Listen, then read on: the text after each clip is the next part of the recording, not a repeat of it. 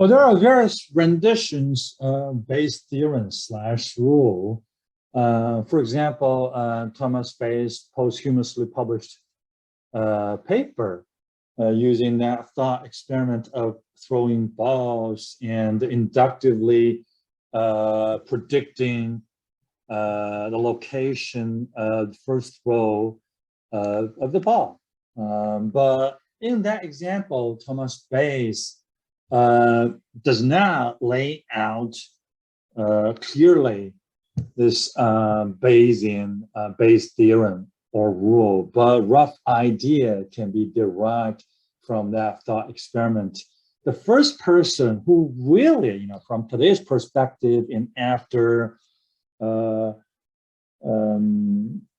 careful historical study of origin and history of Bayesian inference is Pierre Simon Laplace, this French mathematician, sometimes called Franz Newton, in various places in his 1774 work, 1812 paper, and 1814 book.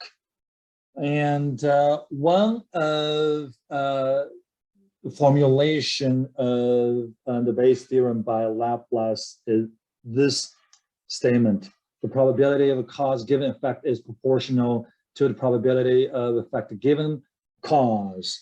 Even in his 1812 and 1814 paper slash book, he still uses text description to describe the formula, but in a very, very clear fashion. Let's look at Bayes' theorem and or Bayes' rule. So, roughly speaking, okay, in its most accessible form, the probability of data here, parameter given data. Here, this probability is called the posterior probability. The posterior probability it is the probability of parameter given data. Is a ratio fraction of two terms. Okay, the first is a product as a numerator. That is the product of the probability of data given data, okay? Which often can be understood as the likelihood function or the likelihood, and the probability of theta. And here, this term can be understood as a prior probability density of the parameter. So this is a product term in the numerator. And what's in the denominator is the probability of D, and that is the probability of observing the data.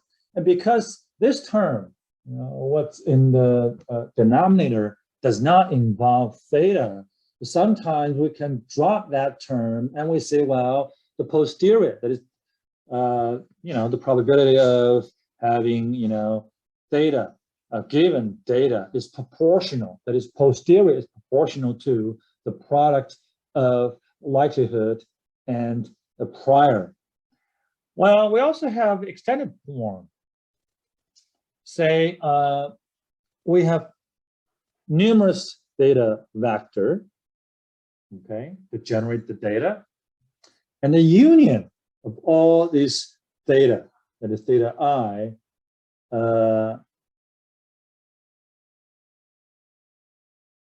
compose the sample space or some space denoted by S.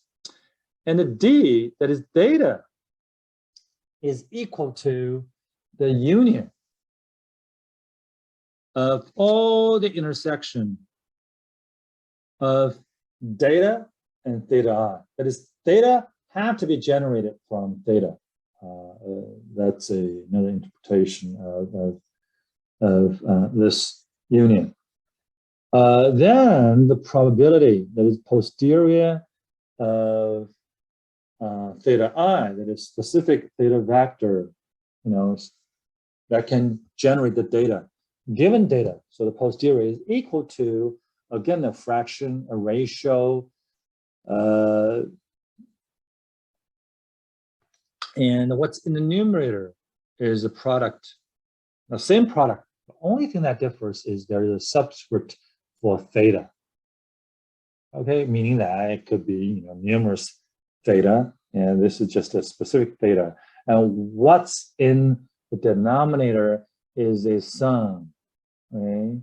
A sum of the probability of data given theta I multiplied by the probability of theta I. Okay.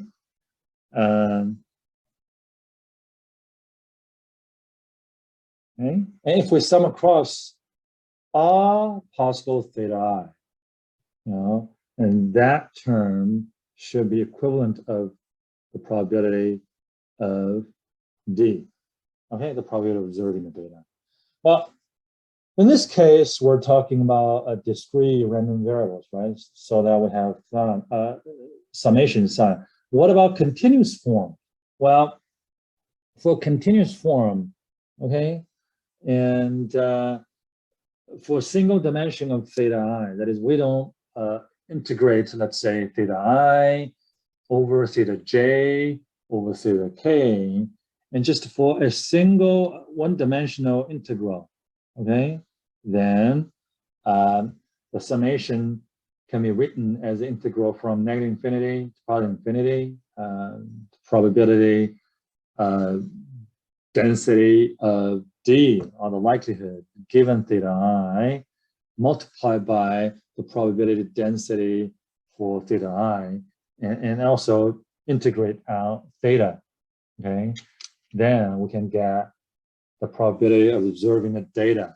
In this case, we only use one dimension data, right? It could have multiple dimensions, theta I, theta j, theta k. So we simplify formulation of the integral here for continuous form. And it can get quite complicated in extended continuous form.